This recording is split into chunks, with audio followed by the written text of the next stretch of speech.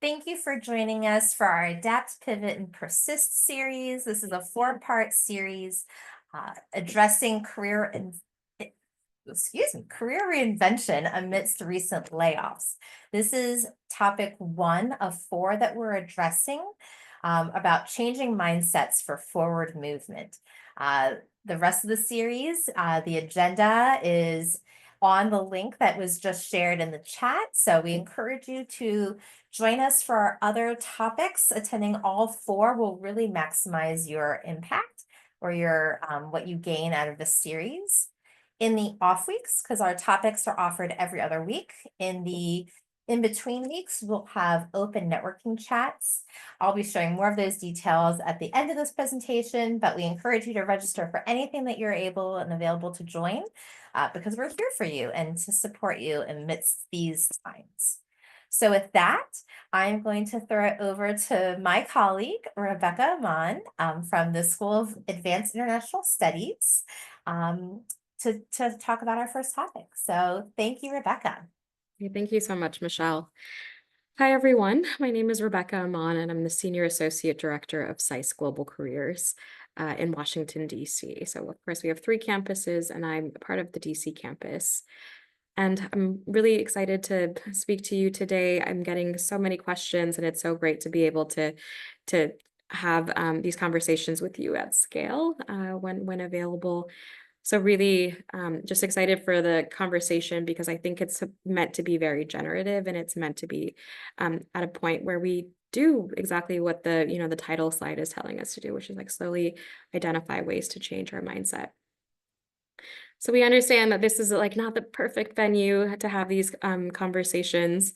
And I would have loved to, welcome you all into a room so we could really dig deep into some of these topics.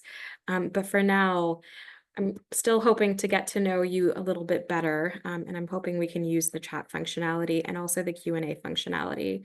So my colleagues have posted a little bit more about how you can go about doing that. But if you just have a second and take the opportunity just to tell me a little bit about yourself. I just want to know kind of who's in the virtual room today and what you're working on. Where did you go to school here at Hopkins? Which division? What's your grad year? Where are you calling us from? A little bit more about, what you do or what you did do and some of the kind of information you can offer around that. And then any kind of takeaways that you can share as to why you're here. Admittedly, that's a little bit of a longer prompt. So while you type those messages into the chat, I'm just really eager to learn a little bit more about you. I'm happy to offer a little bit more guidance as to who I am. And later on in the session, I'll go a little bit deeper into my background and some of the things that I'm working on. But for now, I'll just kind of get started with a little bit why I'm here presenting to you. As I mentioned, I'm one of the career coaches at Johns Hopkins SAIS, so the School of Advanced International Studies. I don't know if there are any SAIS folks on the call at the moment, but please give me a shout out if you are there. But I know it's definitely an area that's been impacted, the area of international affairs and international relations, and especially international development in the last few weeks and months. So we're working very diligently with both our alumni and our current students to help navigate this space together. And I'll be the first to admit, I don't know if any one of us truly know what's happening in this space, but as someone who's worked on career advancement and career development for about 5 years now and hold a SAIS degree, which I earned in 2011 with an MAIR in international economics, which of course everyone had at the time, and also African studies and international law. But since then, I've been working at different opportunities across SAIS, and in the last 5 years, I've been with our career team. Maybe somewhat more importantly, I actually work with our mid-career transitioners, so our students who are here at SAIS looking to make a career transition. And this is actually kind of a new and revamped role that I've taken on in the last few years with the overall goal of helping students navigate what these changes and shifts look like. It's not easy to rebrand, to redevelop who you are, and to kind of create that new experience for yourself, but there are good tools, and a lot of what today's session is about is going to be introducing some of them. I think one of the things that you're going to feel and hear slowly, and I'm just going to bluff it and bottom line up front it for those of you who are in government, so many of these conversations are really about building community and building a network. So almost every session should really be titled, changing mindsets, how to meet people, pivoting careers, how to meet people and do that. And I think part of the goal is to really get to know each other. So I encourage you to take a look at who's in the room alongside you and look for kind of shared experiences along the way. But hoping that my framing and some of the work that we've done for years now on career pivoting is helpful. I think for anyone who's studied any kind of framework or had assumptions about models, I have an econ background, as I mentioned, and like a model is only good as its assumptions, and there's a lot of things that we assume, but a lot of things being kind of thrown a little bit haywire. So navigating how those assumptions can change or how those frameworks can change is a big part of this as well. So thank you for taking the time to introduce yourselves in the chat. That's really helpful. A lot of people who are clearly immediately impacted by what's happening, whether it's, in the framework of what I was just describing, USAID, a lot of government folks impacted NIH grants and things like that. So a lot of different parts of Hopkins that are clearly feeling a lot of what this looks like in these kind of more uncertain days. So we're going to kind of move on a little bit and start to think about this. I don't know if this felt a little bit difficult for some folks. I know that there are some who are kind of actively seeking roles because of, career displacement in recent weeks or months. But this question often comes up in a party, right? Like what's one of the first things people ask you, right? They ask you your name, how you're doing, and then almost always like one of the things that then gets asked is really like, what do you do? Right? This framing around so much of who you are is tied to this like early question of what are you doing? What do you do? And it's almost always tied to your employer, right? This idea that who you are is quite closely tied to that. And I know for some of you, you're thinking like, oh my gosh, I would never go to a party and start asking people what they're doing. But it's hard because, yeah, even if you don't ask that, I almost feel like you were kind of the faux pas is now to ask that. So you're kind of overcorrecting or compensating for that and like trying to think of something else to talk about. But if you don't know someone, that's often how we start to kind of frame things, is start to ask about what their 9 to 5 looks like. Like, what is your daily, how do you spend your days? Like, what does that look like for you in an office setting? So it can be hard. And I think so much of our identity is so closely linked to this idea of who we're employed with and who we're employed under. So I think for many folks, a lot of what we're trying to navigate now is who are we? Or who is our employer? Who is our former employer? Who were we kind of housed under? And I think that's why this can be such a difficult question. And it was a little bit intentional and maybe a little bit painful answering that, even as you're describing it. Even in, just the chat function, just telling people what you're doing. And I just want to be very mindful, right, to the fact that there is a lot of sadness, there is a lot of hardship that the different communities are facing across Hopkins, and that can be a tough one to navigate. So a lot of this conversation is to look at what does it mean to think through these things in community? What does it mean to really start to offer, some guidance for folks who are in a really tough spot. So the way, of course, that I would answer this question is I'm the Senior Associate Director of SAIS Global Careers, as I had mentioned before. If I were asked that question, that would be my gut reaction as well, is just to say, like, this is my title and this is where I do it. But I think one of the things that we're slowly going to start to identify is, why are we kind of struck and kind of confined to this idea that our employer holds such an important, maybe outsized role in what we're doing, an outsized role in who we are and how we define ourselves. And I think depending on which field you are, and just, there are a lot of people in the chat, some who are actively looking because they have to, people who love their positions before and would love to continue to do that work, but might not be able to at the moment. people who, were planning a career switch and a transition even before this. I run a series called Career Change Makers at SICE for mid-career transitioners, and that curriculum was planned. We had students who were enrolled even before some of these changes were happening in the last few months and weeks. So there's a lot of different people in the room, but I think irrespective of where you come from, this idea that some of your identity is tied to where you work in your current role, I think exists and is pretty consistent. So we're talking a little bit about mindsets, and one of the main things that you often hear about when you talk about mindsets is this idea of fixed and growth mindsets. It's a concept that was developed by Carol Dweck, who is a psychologist. And just to briefly go over this, because I imagine some of you have heard this content before, there are these concepts that, a fixed mindset really means that who you are is innate, it's defined, it's almost like calcified. And, those parameters are kind of set. And I think just to kind of extrapolate this a little bit, when we do this in the professional world, that's really very much what we do with our titles and our roles, right? This idea that if you ask me what I am, I'm a career coach at a higher ed institution focusing on international affairs.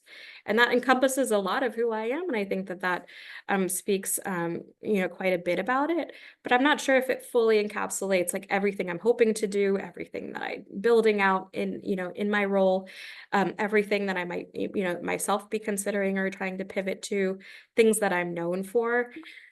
So this idea that I want to kind of build out is oftentimes when we have this fixed mindset, it usually is tied with something called a dysfunctional belief. And a dysfunctional belief is this idea that there are like negative or unhelpful or just thoughts or things that tie us down that we often get fixated on that often limit what we are able to do. And we do this often when it's tied to, things that are around a fixed mindset. So I'll give an example of a couple that I probably hold for myself. But I encourage you to think and add in the chat some of the dysfunctional beliefs or like tied beliefs that might be limiting you at this time or things that you might be thinking about. For me, one of the things that I think about is I've worked at the same place for 14 years. And that's been at SICE. So I graduated from SICE. I worked in 2 of our academic programs, doing professional development work and experiential learning work. And then I pivoted into a careers role about 5 years ago. But that's something that I think of a lot, where I'm like, can I function even if I go to, Hopkins in Baltimore? Like even that feels like a stretch. Like, am I going to be as relevant if I am working with people who don't have IR degrees and don't hold the same kind of background and interest areas that I have? So that's something that I often think about, and that I would consider is a dysfunctional belief because it definitely limits the way I think about what my next opportunities are going to look like. So if you can think of any dysfunctional beliefs that you might hold, this might be a good opportunity to add some of that. We have a question already, I think from something that you mentioned, the Career Changemakers curriculum. So we have a question of, can we provide more information on the Career Changemakers? And I think this will also need to develop further based on if you're an alum, if you're a SICE student, if you're a Carey student, if you're a Bloomberg student, because there's a whole variety of options based on which school you're a part of. So Rebecca, why don't you share a little bit more, and then I'll add in any remaining.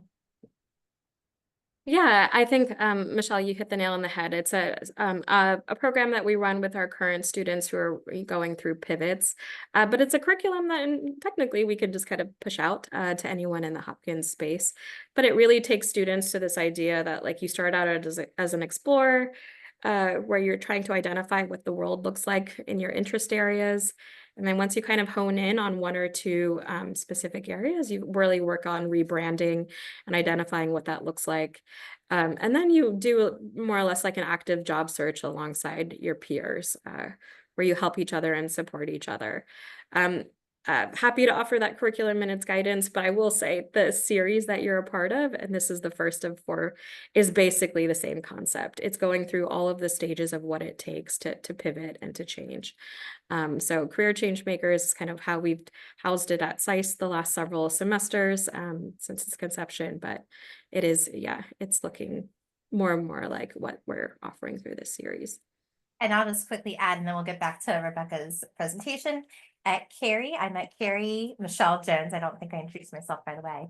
I teach a course for our part-time students on career and life design for our experienced professionals. Again, it's an offering every term, fall and spring, 1-2, 1-2 terms. But again, that's for current students. I'm putting in the chat right now. We do have, for those alumni that are on the call, Hopkins does have a program, a career course for alumni. So that's called Odyssey. I put it in the chat. So if you're alumni, please visit that. Or if you're a student that's not at SAIS or at Cary and have those courses accessible to you, contact your career centers as well, because I'm sure they're offering similar programming, whether it's a course or a series of workshops or one-on-one coaching. We're all here to support you, but we do operate independently. So work with your school and what they offer. Great. Thank you so much, Michelle, for highlighting some of those resources. So I'm hoping that there are more that can continue to come into the chat, but I am grateful that Damaris has mentioned one dysfunctional belief, and that's that your value is based on your job or your position and your title. And I think that's a perfect one to kind of help frame a lot of what this conversation is about. That this idea that like the one thing that you're doing, or that encompasses a lot of who you are. I personally speak a lot about your 9 to 5 versus your 5 to 9, right? This idea that so much of your life seems to be focused on like what you're doing from 9 to 5, but how do you spend your other time? Like, what other things do you value during your life? How are like with the time you have for free, right? Like that you're not getting paid for, what are you doing there? And shouldn't that be a better kind of framing for how we see ourselves and who we actually wish we could be and what we want to be doing? And I think, yeah, those are going to be some of the challenges. Genevieve also noted that, this idea that so much of your work value is tied to your industry specific knowledge. And it's a challenge to kind of enter and think through different industries and what that framing could look like. So depending on, which areas you're coming from and, whether or not those areas are, still going to be existing, or if you're looking to stay in that industry. International development, for example, an area that we coach and work closely with, is having a truly existential moment right now. So I think that there's a lot to really dive deep on. A couple more that are coming in. Beliefs that your technical focus of your job has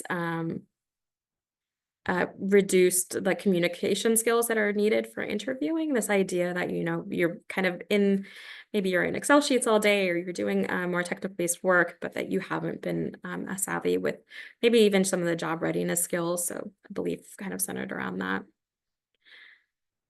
A belief that, switching sectors can be difficult and you're feeling like you're starting over sectors or fields. This belief about really falling behind in your career, and wanting to make changes but not being sure as to exactly what that looks like. And that people have more and more experiences that might be outdoing you. So I think we have a good number of ones to kind of look at and to reframe, but that's going to be really the goal of the second bullet point. Is this idea of a growth mindset, right? This idea that your abilities can be developed through effort and learning, and that you have and who you are is not set in stone, right? So these aren't really like the most, I would say these are kind of ubiquitous, like things that people know about and you use quite readily, thinking about growth and dysfunctional mindsets. But I would say let's try to go through some of these and think about them and how they can be reframed. So feel free to help me with some of this reframing, but also help me to be that reminder for folks as well.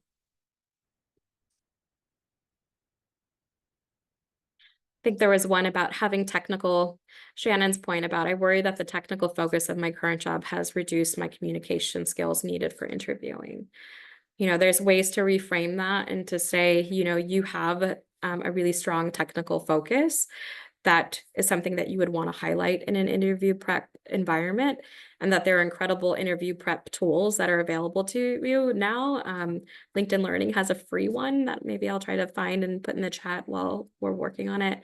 But even if you just type in LinkedIn Learning free interview prep, it'll record you while you're doing your interviews. It'll tell you you're speaking too fast. It'll tell you you're not making your eye contact as needed.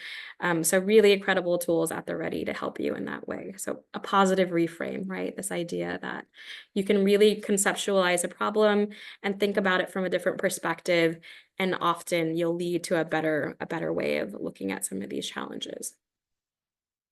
So I appreciate some of the guidance coming in.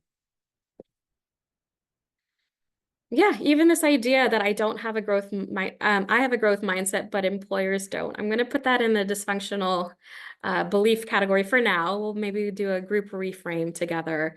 But I think that this idea that employers don't, I think that that slowly has to change, right? There's so much disruption happening in the current environment that you can't keep, people for very long, and you can't make assumptions as to what skill set they bring or where they're going to be coming from. And there's also so many tools to really be able to assess skill, irrespective of, former titles and former employers. So I think that there's so much disruption happening in the career space right now, which I think, has us all tense. But the disruption also means that any assumptions about any group can be hard to keep because there's so much change happening right now. So you can continue to take a look at some of the dysfunctional beliefs and maybe even try to do some reframing in the chat. But so much of the goal and so much of what we want to slowly identify is that if you start to think about it, if you really kind of push yourself to make that effort, there are ways to think about something in a different way. And if you can't do it, it's often alongside others, and having these conversations in a community that others will help do this reframing for you. Help thinking through what are the ways that you're framing yourself, and often we're our own worst judge. So as a result of that, like, what can we do really to help bring us out of that?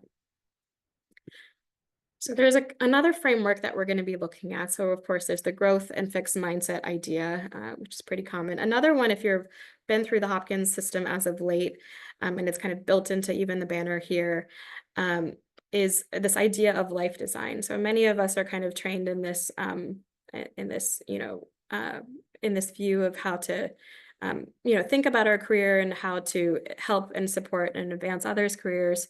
But it all stems from this idea of like design thinking, right? That you, in the same way that I have, an iPhone here that was designed by a team of designers who then, helped identify what some of the problems were, ideate around solutions, prototyped a solution, and then tested it out before they pushed it out to the market. The same idea applies in this concept of life design, that you actually are the product. You can work alongside others to determine what some of the challenges that you're facing are. You can ideate along others and, determine what a solution set could look like for you. You have abilities to try things out, and before you commit to something big, try out different ways to do that. And we'll talk about informational interviews as one. And then you have the ability to slowly put yourself out there in the world and actually like test some of your assumptions, some of the things you're ideating alongside with others. So some of the stages of life design are things that we're going to be focusing on today. And I'll talk about what we're going to focus on and what the rest of the series will. And then also just the mindsets, like what are some of the main things that encompass life design? So again, if you've been a part of Hopkins in the last 7 or 8 years, you might have seen some of this before, but this is the design thinking model as adapted to you as a person. But these are kind of the stages. You're like accepting where you are, and that's kind of where we are in this room right now. This idea of, what you prompted at the very beginning of what you're doing, why you're here, is kind of that accept moment. Empathizing, getting a deeper understanding of who you are at this moment, figuring out what that looks like. What are your values? What are your beliefs at the moment? What are you kind of, worried about? What are some of the concerns you're facing? this idea of defining more concrete goals, defining plans for yourself, defining who you're going to be next. Slowly that can be built out. And then this idea that, you can challenge those ideas, you can welcome those ideas alongside a group of others as you ideate. If anything sounds especially useful, there are many ways to prototype it. And then finally, you can test that out in the world.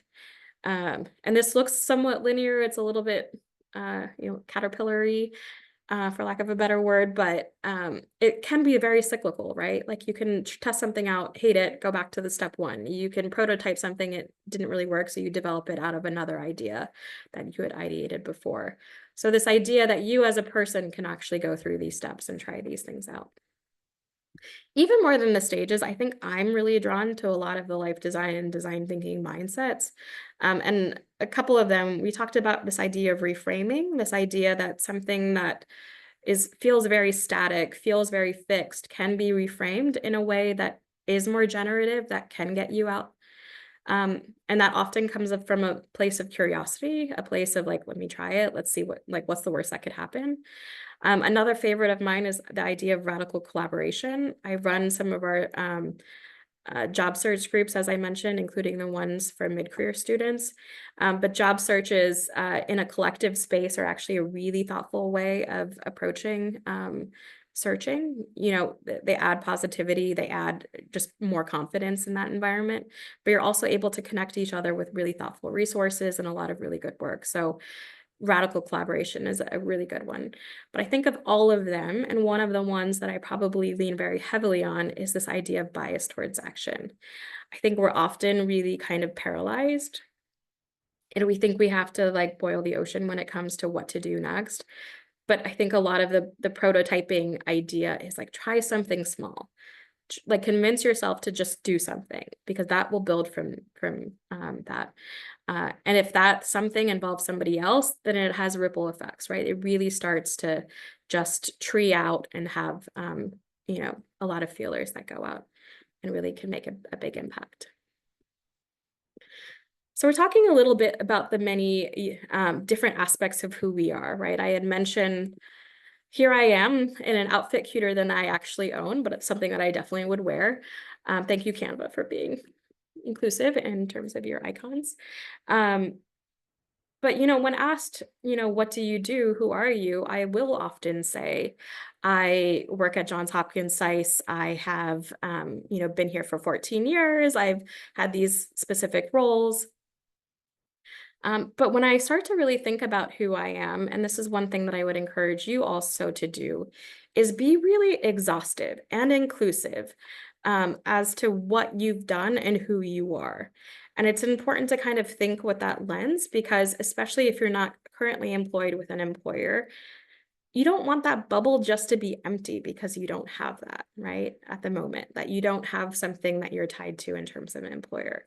There's so much more else to you. So when I describe and think about who I am and do some of this mind mapping. So this is an activity also kind of linked to the life design world, is think of an idea and then extrapolate out of that. I'm reminded that I'm also part of the integrative learning and life design team. So this is the group that's running this series. It's all of the career coaches across Johns Hopkins. And there's a really beautiful community that we created across the school to really help and support each other. So it's not unusual for me to work really closely with like Michelle, who's based out of Cary, for example. So I remember that. And then I remember, oh yeah, I am certified in life design, which is, held out of Stanford University. And I'm also certified in Gallup Strengths. And when I did those certifications, I met a lot of really cool people who are also doing similar work and using those same themes. So life design certifications and the Gallup Clifton Strengths certification. And I remember, oh yeah, there are a lot of people who were using those same, tools.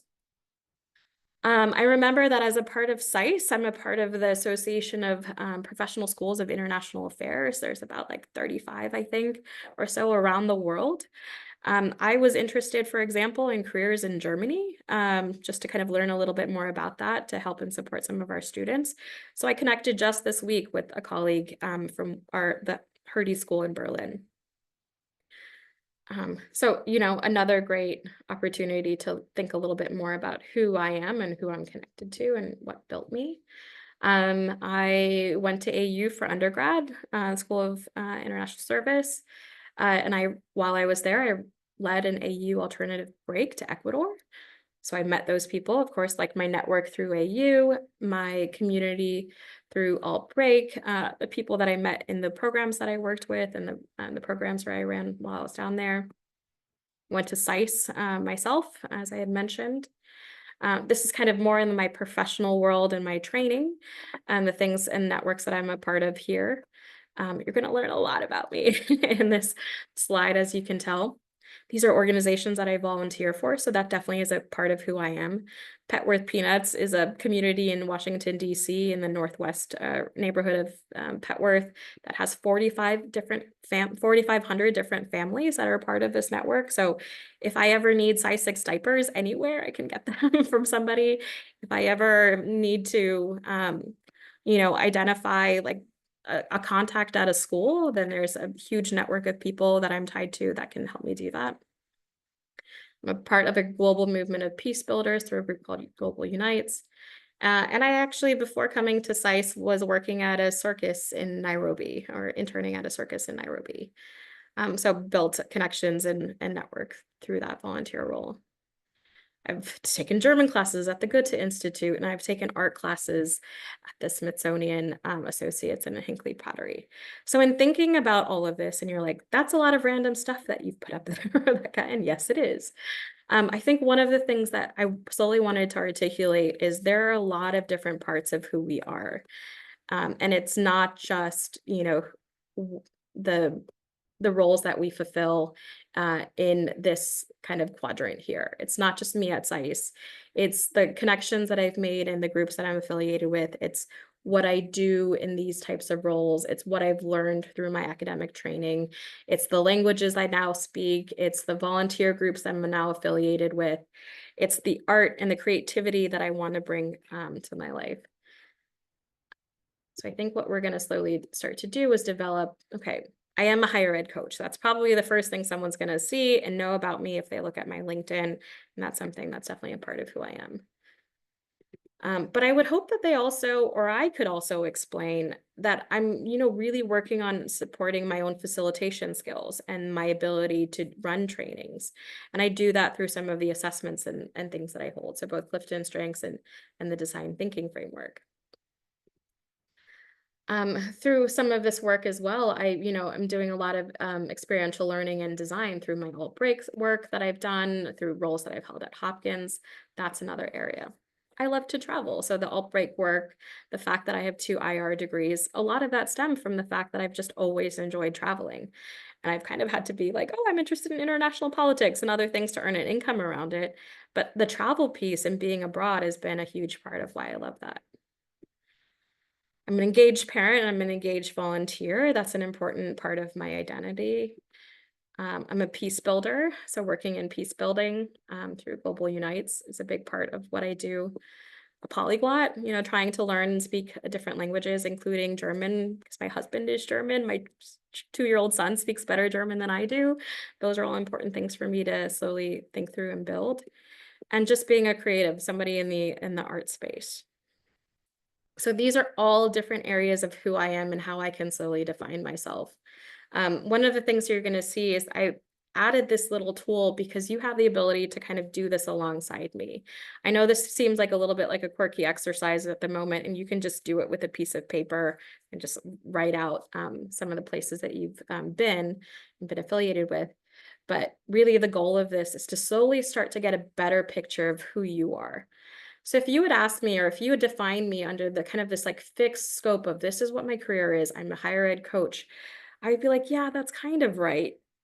But if you said, Rebecca, you seem like you're a higher ed coach that's working on facilitation and building your experiential learning skill set, but you love to travel and, explore the world and are engaged with the community and love this idea of building community and peace structures, and you do it in thoughtful and creative ways, I'm like, yeah, that really sounds like me, right? So that's where I can really feel the growth of who I am and like truly encompass all the different parts of, who I am and what I want to be. But I think this idea is really about making sure you, understand the full have a full grasp of who you are in the world and what you can kind of stretch yourself out to be. I think we're often kind of finding ourselves at the mean, which I would describe as like your role in the industry that you're in. That's kind of what everything is fixated on. But what is your range? Like what is the full range of what you are and what you're capable of? And this idea of growth is not unbounded, right? It's not infinite. Like I'm 4'11". I know growth only maxes out at a certain amount. My husband, just to put that framing in there, is 6'5". So his growth, it looks different than mine. But it's how much can you extend? What does it look like? What is the full array of who you are and the skills that you built and some of the things that are important to you? So what do you do with this information, right? You've just taken some time, and hopefully you do have a chance to do this at some point, but you have taken some time to go through what this looks like for you. What are all the different aspects? So the things that you had labeled in yellow, what does that look like, but for you, if you did this activity out for yourself? And for me, the first step is really just to synthesize it, right? I kind of at the very end concluded with like a little bit of a blurb as to who I am and what I kind of focus on. And I encourage you to do that activity and kind of pull from that as well. But I am a higher education administrator and coach, and that highlighted piece is, I think, what the world sees when they see my title, when they ask what I do. Who's building an expertise in workshop facilitation and experiential learning. I'm an engaged parent and volunteer with my local community and a global peace building nonprofit. I speak several languages and enjoy traveling, painting, and making ceramics. So what you can then do is take this information and plug it into, different platforms. So a lot of, I think, career coaching is going into this idea of like, how do we scale our efforts? How do we support? You can do this work alongside of a coach. For, folks at SICE and folks at different parts of the school, those services look slightly different. But so much of this can be done alongside partners, alongside friends, or alongside even just the company of yourself in a good like AI platform. So I'm going to go through a couple of additional tools. So ChatGPT, when leveraging some of this information, can offer good insight into and guidance into what you're going to be doing. And I'm going to show you how we can do that. For those who aren't familiar, Google just kind of created a new tool that's like so perfect for the times, which is called Google's Career Dreamer. So if you haven't tried out that platform, we're going to be trying it out together. But it's a platform that allows for you to take your existing position or your last position and extrapolate out, like, what are other things that I can do? It's, none of these tools are perfect, but when in combination with conversation, I think that they offer really a lot of thoughtful guidance. So I'm going to take you out of this mode. So brace with me for a second while I take you out of this and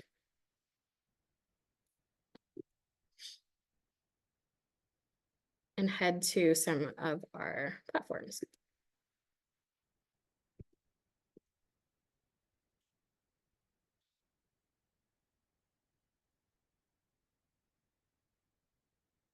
All right, so the first thing we're going to do is, you saw that blurb that I just created.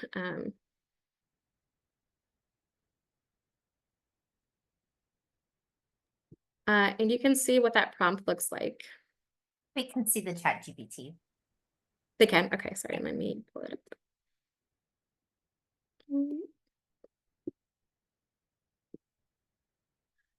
up. Yeah, so you can see what this prompt looks like. It is, basically a synthesis of what I had just written about, based on some of the things that I was describing that I've done in my life.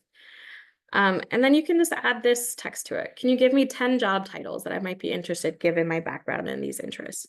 You could also ask for 10 employers that work from this. There's a lot of different conversations you can then have with the tool, but let's see what it gives us. I feel like every time I run it, it gives me 10 different ones, which is also fun.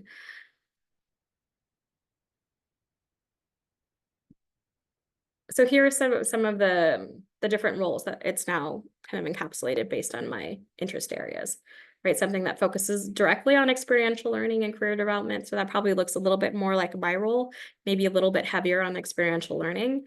Global education and exchange program manager, peace building, conflict resolution. So identifying and tapping into that element of who I am, diversity, equity, inclusion, international scholar and services director. So a lot of good insight, a lot of good different pathways that you can kind of think through.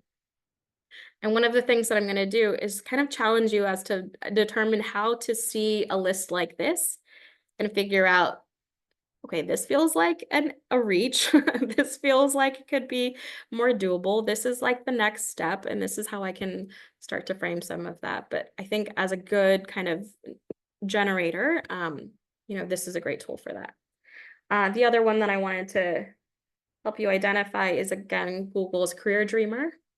So the way that this works is you would go into the platform. It asks you a simple question, is just to start your with your current or most previous role. And I can say,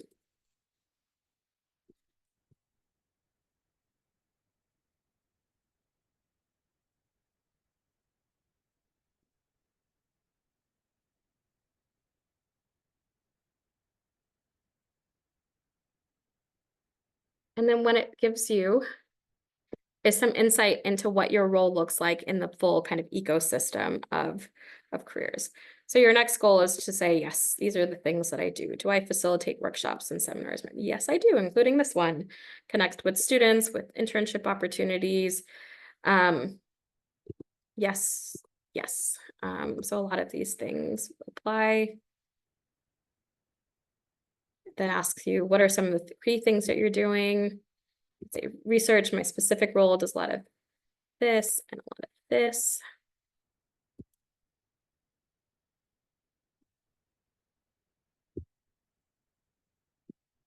And then what it does is it kind of gives you more or less like a pitch with your current skills, what that looks like. So if you were to kind of stay in a very similar role to what you're doing now, it helps kind of craft some of that language. But I think this step is really important. This little toggle back here that says explore paths.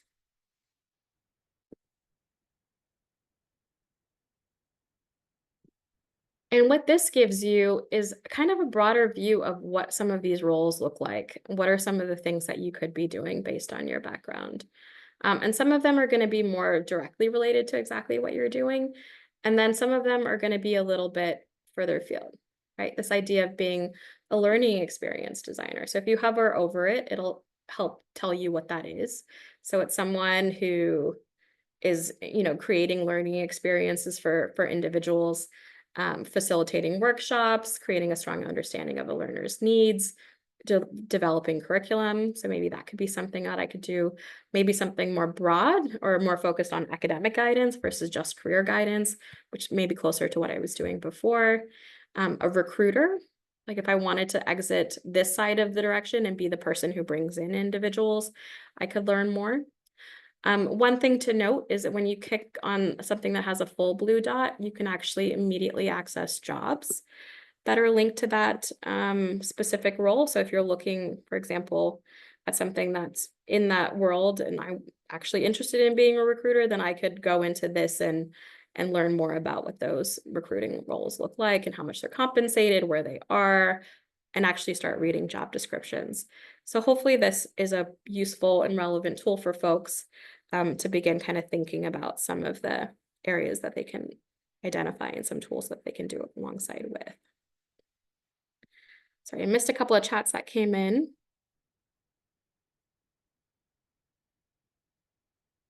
Okay, great.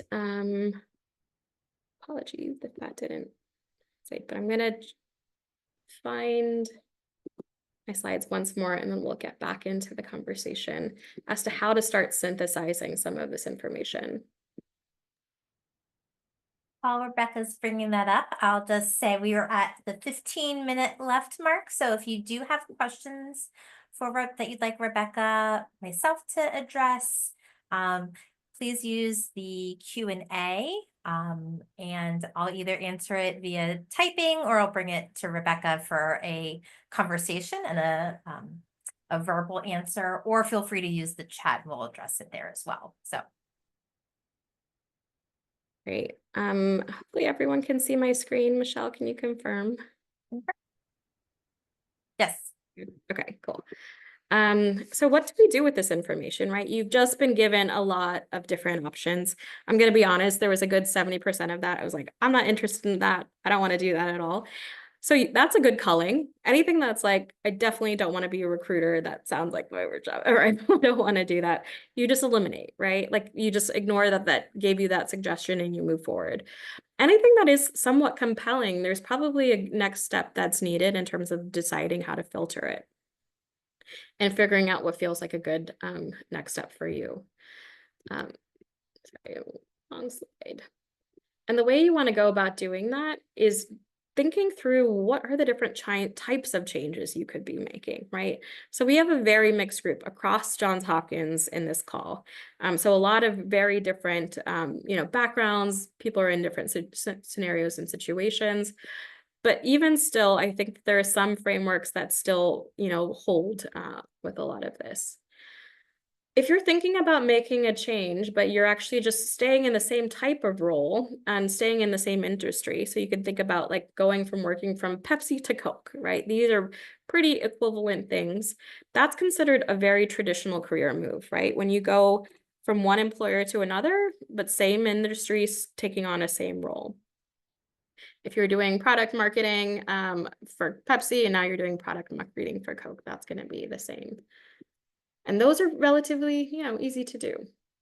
If your role stays the same, but your industry changes, that's going to be harder to do. It's going to be a harder change. So anything that's in orange, I didn't want to put red. I'm like very anti-red, but just visually and framing wise. But that's going to signal that it's a little bit harder. Staying in the same role, but doing it in another place, it's going to be difficult. If your role changes, but your industry stays the same, that's also another type of change that you can make. Maybe you're a project manager at Pepsi now, and you're going to stay even at the same place at Pepsi, but you want to switch into a role in finance. And then, of course, there's the changing everything, changing both sides. As you move down this list, it gets harder and harder to do. And there's a big asterisk right now because for international development, the staying in the same industry might not be an option, right? So like options 1 and 3 for those of you in international development, right? At the moment, the sector is so it's not the sector, the industry is so constrained that might actually be a harder move to make at the moment, the very first one.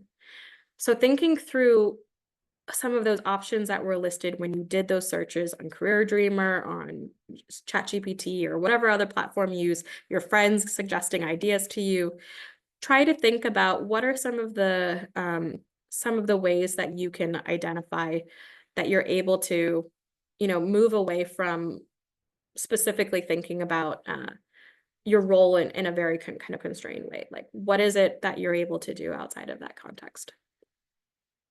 I think one important kind of framing around this is it's easy to stay, if you're staying in the same role, if the things that you're doing day in and day out don't change, it's easier to change your industries than it is to change your roles altogether.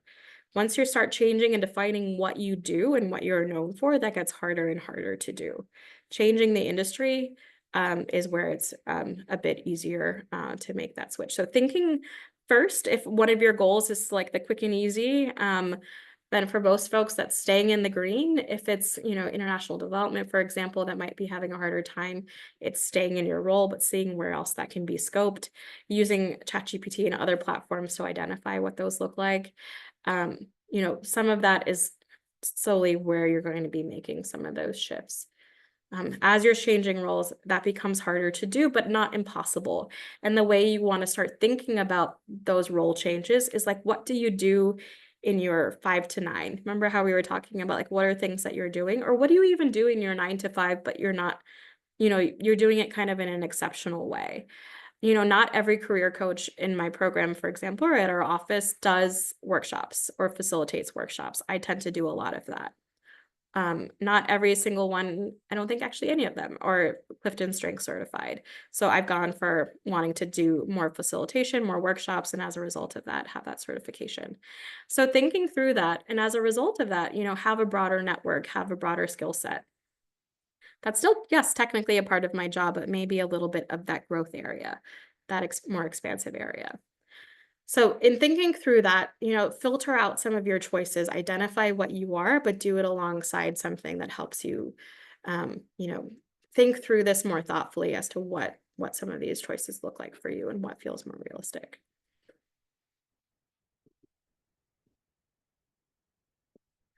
I have a question for you. Do you know where your best friend works and what they do there? If you could just put in the chat, yes or no. Yes, I do. Why? Or no, I don't.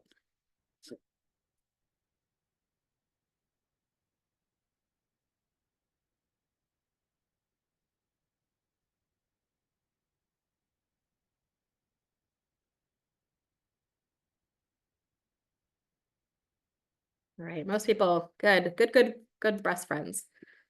What about your 10 closest friends? Would you say you really have a good sense of where they work, could name their employer, know what role they're in?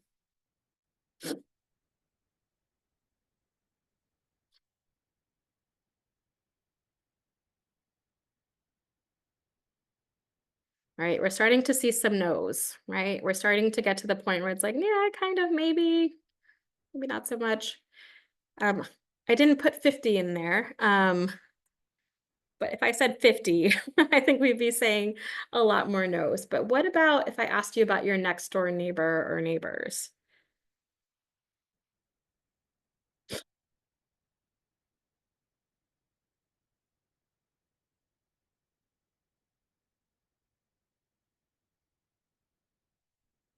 People who live alongside you. Do you have a sense of what their role is and what they're doing? I love that. I literally know nothing about my neighbors. Um, yes to 10 closest friends, no to neighbors, never met your neighbors. All of this I think is perfectly typical. For me, it was, yes, I know what my best friend does. I know it actually to a good level of detail because we talk about that a lot. But when I start thinking about my 10 closest friends or the people that I even am around a lot, and I was talking about that parent community, we literally go every day after daycare to the playground and hang out with the same group of 10 families. I could not tell you what half of them do. I couldn't tell you even like what sector they're in. I could tell you literally if their kid, like when they're getting potty trained this year, but I couldn't tell you like intimate details about their life, but I couldn't tell you anything around that. So, there are a lot of aspects of your life where you just don't know.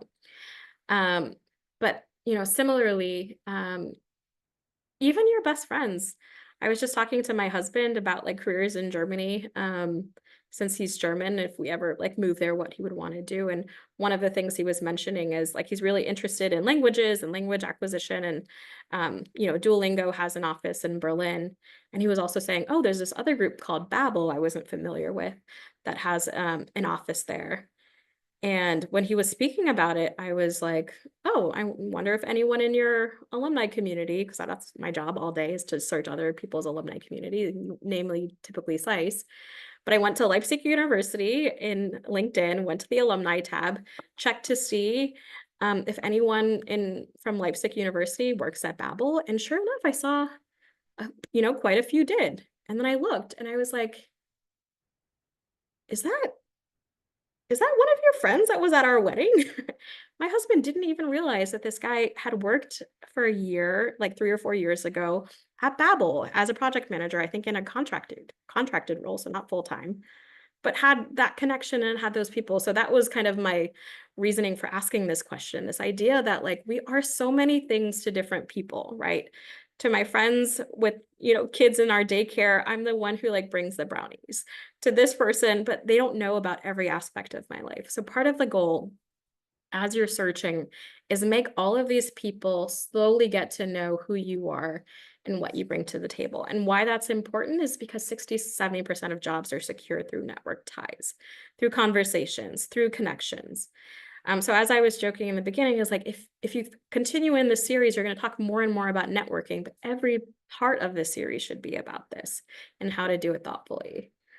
And it's this idea I stole from my boss, if anyone asks, but it's not who you know or what you know, it's who knows what you know, right? So my parent community that I'm a part of now, almost everybody who's searching knows that I'm a career coach because I posted about that on our WhatsApp group that has like 700 families in it. So there are a lot of individuals who now know that that's what I do and that I'm a resource for them and I'm happy to chat or to talk. So that's an example, of telling people who you are and kind of what you bring to the table and making sure that those like silos of your life just start blending together, and helping you define for yourself what you're doing. So where do you start? It's really about starting with the people who know what you know. And I was really deliberate, when I created that earlier slide that kind of had this figure in it too, of saying, I work here, I work at SICE, but thinking about not like what I'm doing or the organization, but really thinking about like what are the institution, what does that network look like in that place? Who else has that network of the integrative learning and life design space? Who else has worked at the Stanford Life Design Lab or has that certification? Who else is in that Clifton Strengths community of certified coaches? Who else is a part of this APSIA community, right? Who else is like involved in that? Who else went to AU, right? So in the same way I do this search for SICE students or for Hopkins students and alumni, I can do it at American University and check the alumni group that's a part of that. You can do it for Alt Break, which is its own community, SICE, of course. This has, again, 4,500 parents on it, and it's crazy. Like, that's the most impressive thing on this entire thing, I have to say. The fact that there's this, like, homegrown, was created during COVID community. Please look it up. Global Unites, which is this incredible movement of peace builders around the world with different chapters. A community that I'm a part of and active in. A lot of the things that I love and the cultures that I bring. I actually just this morning, I had taken a photography class with someone who was working at the Department of Education 8 years ago, and I just reached out to her. We had taken the same photography class together just to check in to see how she was doing. So it's incredible the community that you build once you start to really see all the different aspects of it. So I think we're kind of leaning in on the end here. Just a quick goal for everyone. If you liked any of these activities, if anything on here like resonated with you, one, give me like a thumbs up in the chat and hopefully you'll try it. But do it today or do it like in the next hour if you can, because a bias to action is so important. Like I swear to you, if you even leave this for tomorrow, you're just never going to do it. So take, 10 minutes, take 20 minutes just to do this on a piece of paper. You don't need like icons and all of the logos and everything else, but take it, figure out what it's telling you about yourself. Think about every association, affiliation, every group that you're a part of, and think about how that's defined you over your life, who you've become and all the things that you've been. And then really continue on in this series, and it's going to keep giving you back to you. It's going to telling you everything's going to narrow in on this idea of network and community, but really the goal is to start kind of building that out for each other. Thank you all. Thank you. Thank you, Rebecca. This was wonderful. So wanted to share a couple of questions that were brought into the Q&A to get both Rebecca and I to answer them before we do this final piece. But just so you know, we have next week, I mentioned it, but we have open networking chat. So it'll be a Zoom meeting, so you'll be able to see each other. We'll have breakout rooms where you can connect. I want to call out specifically the 5 p.m. session on March 26th on pivoting and rebranding. I will be moderating a chat with Dr. Dawn Graham, who is the author of this book, Switchers. We bring her into Hopkins a lot. I know she's got a talk happening at SICE, or maybe it's already happened. We use her at Carey. So she's wonderful. She'll be our guest external speaker at 5 to 6 p.m. talking about the book she wrote on. So please join us then, but all of our sessions will be recorded. And so now let's get to some of the questions that came through. One person asked, does Hopkins provide support regarding applicant tracking systems? So I will say generally, for our students and alumni, we can work with you in one-on-one coaching to talk about all of our career coaches, understand kind of best practices and rules for managing applicant tracking systems. We have tools for that.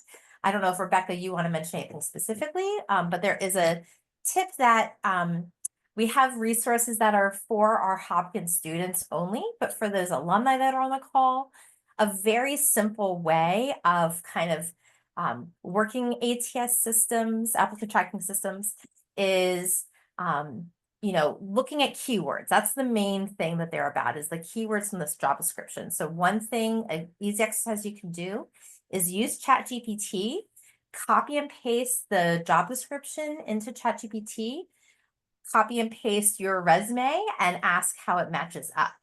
Ask it, what are the key words that you should be highlighting?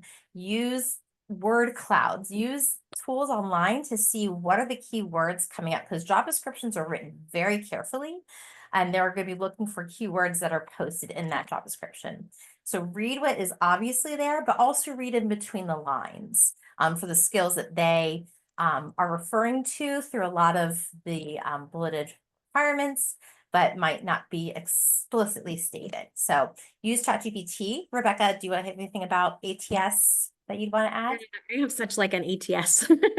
My biggest thing is when I see a beautiful resume, I'm like, oh, this is an ATS friendly. I think I always have this heart attack moment where I'm like, oh, it's beautifully, like there's like graphs in it and infographics. And I'm like, ATS is going to hate this. So one thing that I would say is whatever you do, like the keywords is so key. But even before you get to that stage, make sure you run like an accessibility check on your resume. If the AI of an accessibility check can't read it, that means the ATS system is going to have like a hard time figuring out what you're trying to say. Single column it, please. Don't do like bi columns and all this other crazy stuff. Don't create it in Canva, create it just like in Word. There's a lot of really good, if you just type in ATS friendly resume templates, you're going to get good things. But for those of you who are out in the world with a really beautiful resume, I hope eyes see it. I'm not convinced they will. And that's the scary piece with ATS. On LinkedIn, you can actually see, to Michelle's point, what some of the key skills people are looking for are. So making sure that both your written resume and your LinkedIn profile optimize those skills. ATS is similarly kind of used in, that technology is used in LinkedIn to like scan your profiles. So to the extent that you do that there, that's another good thing. But no beautiful resumes, unfortunately, for Unless us. you're a graphic designer or going into the design field, Yeah. use simple, clean, white space, all of that. I'm putting a challenge I give as part of my class. Sorry for the very long, not accessible URL, but it's a 6-second challenge to kind of put you in the shoes of a recruiter, because they scan resumes very quickly. All right, we're past time, so I want to get to that last question. So for alumni that have significant work experience, but who now need to switch industries, so this person is formerly international development, will there be a session that focuses on how to negotiate salaries? I will say there's not a session specific in this series. You see the options here, but there are tools, again, for alumni. Some schools, I believe most schools, offer some career coaching for alumni. It might be limited. It may not be an unlimited amount, but could limit it. Talk to someone about negotiation. There are also websites dedicated, like really trusted websites. LinkedIn Learning, if you have access to LinkedIn Learning, they have classes on negotiation. The Muse, MUSE, is a really great career education tool. Rebecca, do you have anything to add about especially that international development focus and switching industries with negotiation? Yeah, to the extent you have maybe if you're a SICE background, then we do offer like group coaching. And if that group coaching doesn't satisfy your needs, we from there pull people into one-on-one coaching if they need it. And then also to say, everyone should have access to LinkedIn Learning, either as a SICE or Hopkins current student, but even if you have a library card, almost every library system offers LinkedIn Learning for free. So if you didn't know that fun fact, go get that. Go get a library card. They're free everywhere. And then, continue to access those resources if you haven't.